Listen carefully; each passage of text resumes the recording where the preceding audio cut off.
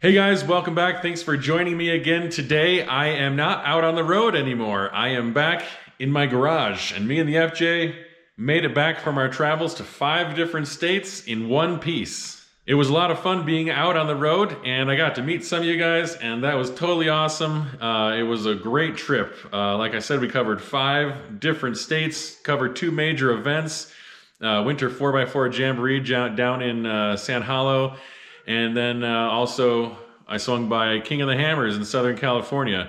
So it was pretty awesome.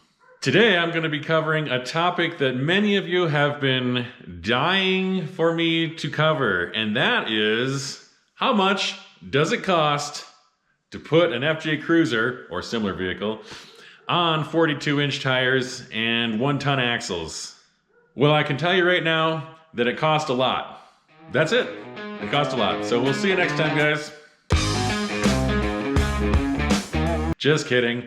I'm going to go into detail and talk about how much it cost to put my FJ Cruiser on 1-ton axles, 42-inch tires with an Atlas transfer case.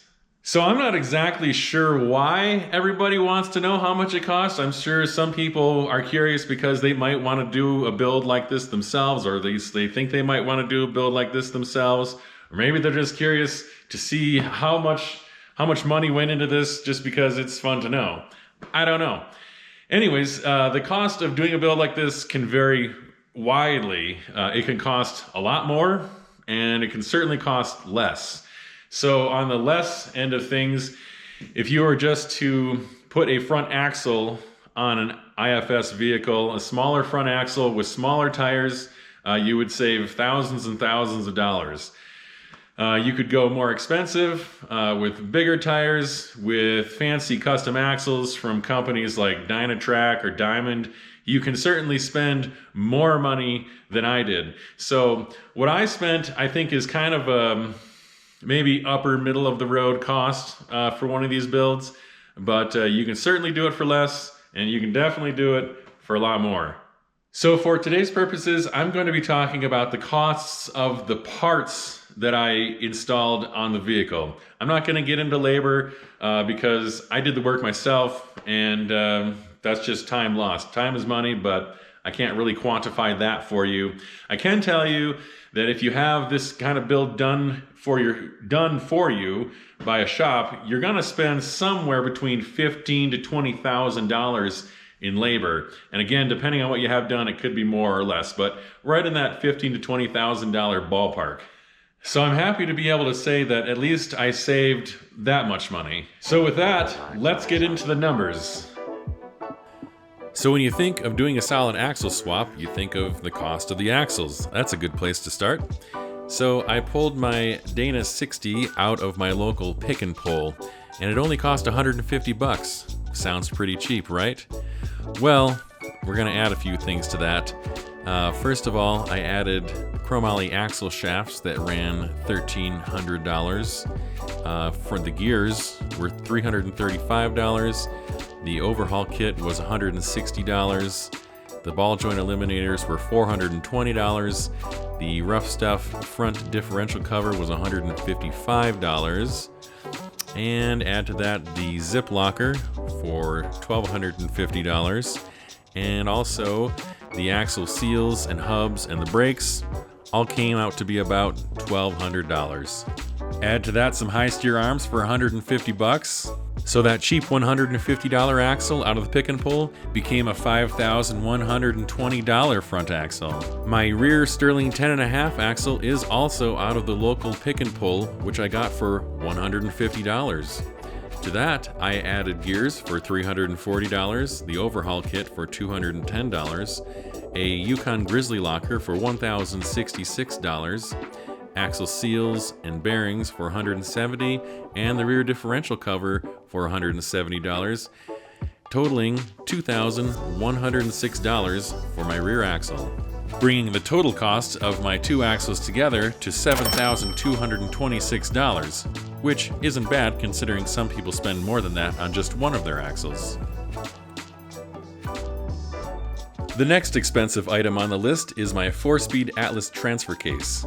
I had to wait 5 months to receive this $4,500 piece of equipment. So far, I've been very happy with it. This build wouldn't be complete without my coilovers, 14-inch rad flows in the rear and 12-inch kings in the front. I purchased the kings used at a reduced price, but for today's purposes, I will quote the new price. The combined cost of my front and rear coilovers? A cool $4,200.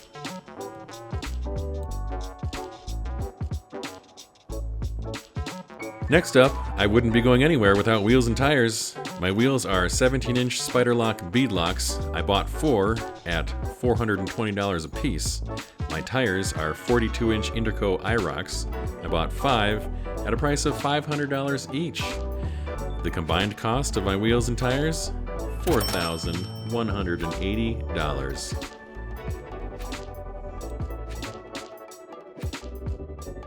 I've got to be able to turn, so I went with a PSC full hydraulic setup using the factory Toyota pump. So, how much does it cost to turn right and left? It's a bargain at $2,242.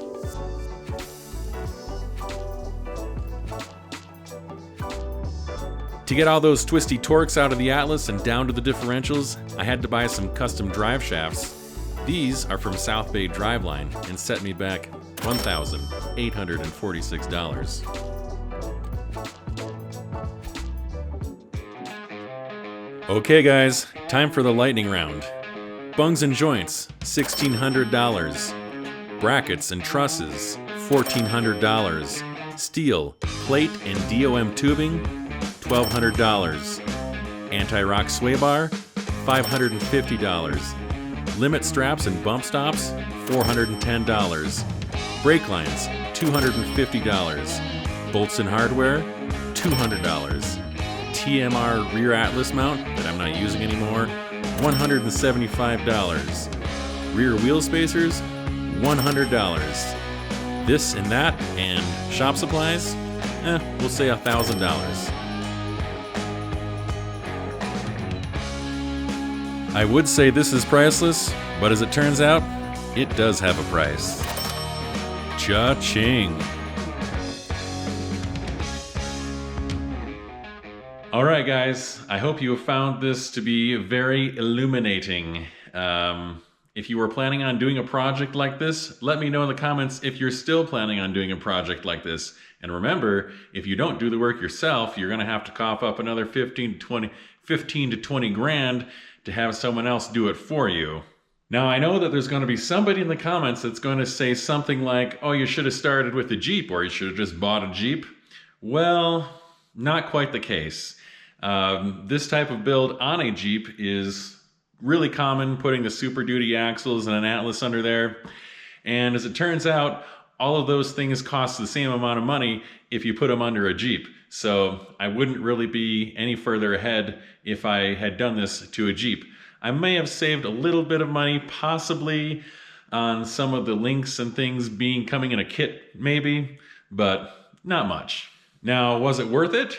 Well, it depends on what it is.